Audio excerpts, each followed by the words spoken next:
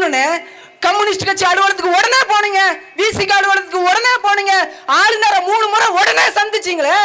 ஒரு முறையாவது நீங்க தானே மாநிலத்துக்கு முதலமைச்சர், நீங்க தானே பொறுப்பேற்கணும். செத்து போன அந்த குழந்தை விஜய் மாமாவுக்கு ஓட்டு போடுங்க அந்த பெற்றோர்கள்ட்ட சொல்லி இருக்குமா? சொல்லியிருக்காதா?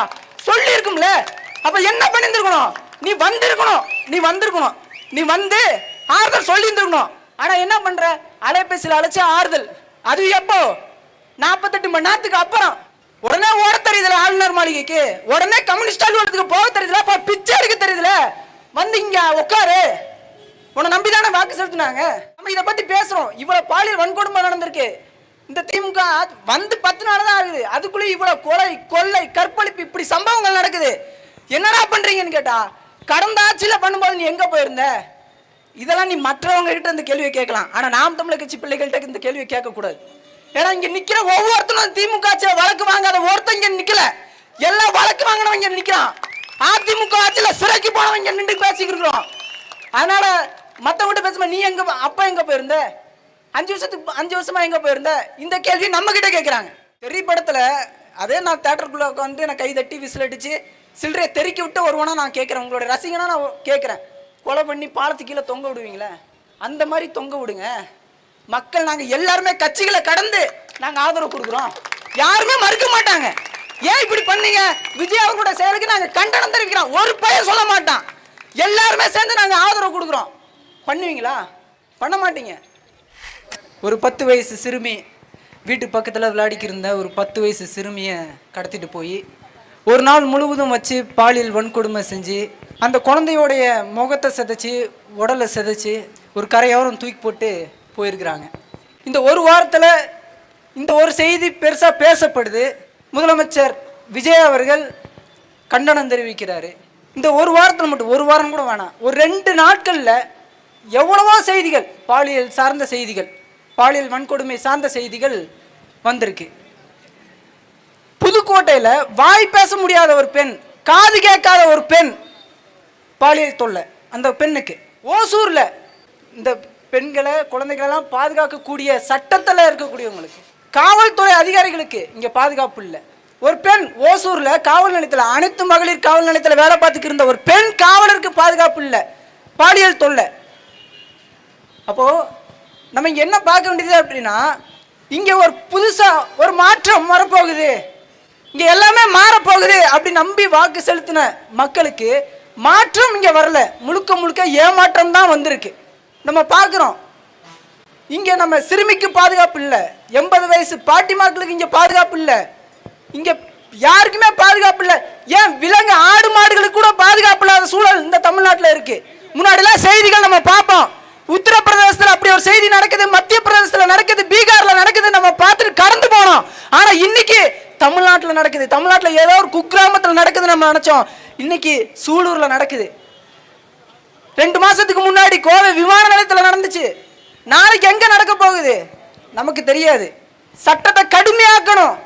இதே விஜய் அவர்கள் தான் சொன்னாரு, திமுக ஆட்சியில் சொன்னாரு, நம்ம எல்லாம் வந்தா நல்லது செய்வாங்கன்னு திமுகக்கு நம்ம ஓட்டு போட்டோம், நம்மளை ஏமாத்திட்டாங்க அப்படின்னு அவர் பேசினாரு. நேற்று ஒரு செய்தி பார்க்குறேன், மெரினால ஒரு அம்மா அழுகிறாங்க. மெரினால குளிக்க போன ஒரு குழந்தை, ஒரு பையன் வந்து காணாம போயிட்டான், உள்ள போயிட்டான், காப்பாத்துங்க காப்பாத்துங்கன்னு ஒரு அம்மா அழுகிறாங்க. என் பையன் விஜய் விஜய் விஜய்ன்னு சொல்லிக்கிட்டே இருப்பான். இன்னைக்கு அந்த பையன் காணாம போயிட்டான், முதலமைச்சர் கண்ணில் அந்த செய்தியை காட்டுங்க, கொண்டு போங்க, விஜய் எப்படியாவது என் பிள்ளை காப்பாத்திடுவான்னு ஒரு அம்மா அழுகிறாங்க. அதை பத்தி இப்போ வரைக்கும் ஒரு செய்தி கூட வெளியிடலாங்க. இப்போ வரைக்கும் கொஞ்சம் சிந்திச்சு பாருங்க, எத்தனை செய்திகள் தொடர்ச்சியா வருது. நான் நினைச்சேன் திமுக காரங்க தான் முட்டு கொடுக்குறதுல பிஹெச்டி பட்டம் வாங்கியிருப்பாங்க நான் நினைச்சேன். ஆனா எனக்கு இப்பதான் தெரியுது, டிவிக்குள்ள இருக்கவங்க எல்லாருமே முட்டு கொடுக்குறதுல பிஹெச்டி பட்டம் வாங்கியிருக்காங்க, இப்பதான் தெரியுது. அப்போ உடனே நீங்க வந்து இந்த இலவசமா எங்களுக்கு 4000 ரூபாய், 2500 ரூபாய், இந்த அந்த 6 சிலிண்டரு, இதெல்லாம் யாரும் கேட்கல. கேட்கறது என்ன கேட்குறாங்க? இப்போ நம்ம நெருப்பு மேலே கை வச்சா சுடுன்னு தெரியும். அதே மாதிரி பாலியல் வன்கொடுமை நடந்துருச்சா, அப்போ குற்றவாளி செத்துருவான்னு தெரியணும். அப்போ அதுக்கு தகுந்த மாதிரி தண்டனைகளை கொடுங்க அப்படின்னு தான் நம்ம கேட்குறோம். திரைப்படத்தில் அதே நான் தியேட்டருக்குள்ளே வந்து நான் கை தட்டி விசில் அடித்து சில்லறையை தெறிக்கி விட்டு ஒருவனா நான் கேட்குறேன், உங்களோட ரசிகனா நான் கேட்குறேன்.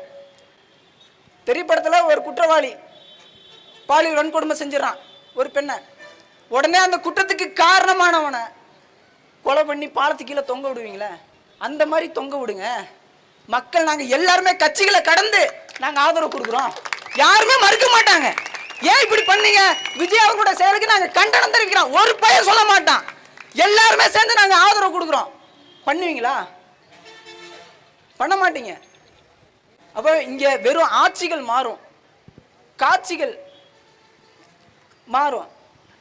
இங்க நமக்கு தேவைன்றது, நமக்கு தேவைப்படுறது இங்க ஆள் மாற்றமோ ஆட்சி மாற்றமோ நமக்கு தேவையில்லை. அடிப்படை மாற்றம் இங்கே தேவைப்படுது. இதை தான் நாங்கள் 15 வருஷமா நாங்கள் கத்தணும். இங்க திமுக விட்டா அதிமுக, அதிமுக விட்டா இப்ப தமிழக வெற்றி கழகம், யார் வந்தாலும் இங்க எந்த ஒரு மாற்றமும் நடந்துராது. ஒரே மாதிரி தான் இங்க நடக்கும், ஒரே மாதிரி தான் தமிழ்நாடு இருக்கும். அப்போ மக்கள் உணருங்க, நம்ம பிள்ளைகளை நம்ம பாதுகாப்பா வச்சுக்கணும்.